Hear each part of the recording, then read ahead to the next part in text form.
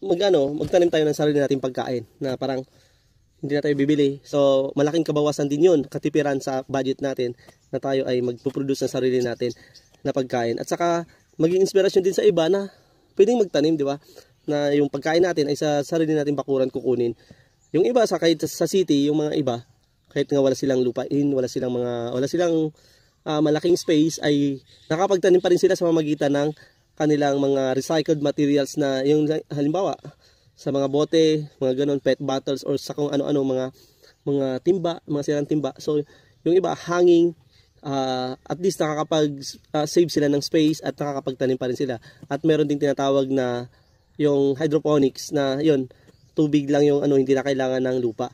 At saka, marami rin tayong, kahit yung mga fertilizers na gagamitin natin ay yung mga organic, kagaya ng mga kitchen waste natin. So, hindi natin itatapon yung mga kitchen waste natin. Yun ay gagamitin nating pampataba sa ating mga pananim. So, ganun.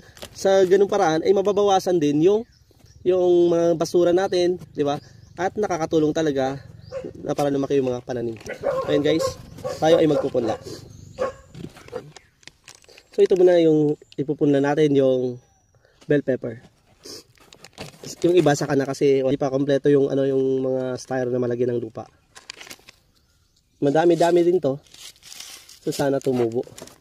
Bungkalin natin muna yung lupa ng ating paglalagyan ng buto. Medyo madami pala to eh. Uubusin ko kaya to. Sa bagay, tingnan lang natin. Dami na agad to, 1, 2, 3, 4. Pero yung iba may mga butas. So, pwedeng hindi rin talaga itong iba.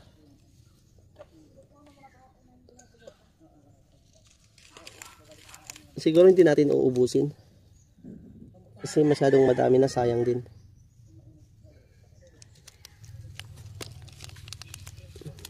Lagay pa nila ng iba. So, may natitira pa, madami pa din, oh. Pero madami na to. Baka masayang. Pagkatapos niyan ay didiligan ko na. Sana huwag kainin to ng ng mga insekto or yung mga langgam. Kasi minsan nakain nila to eh.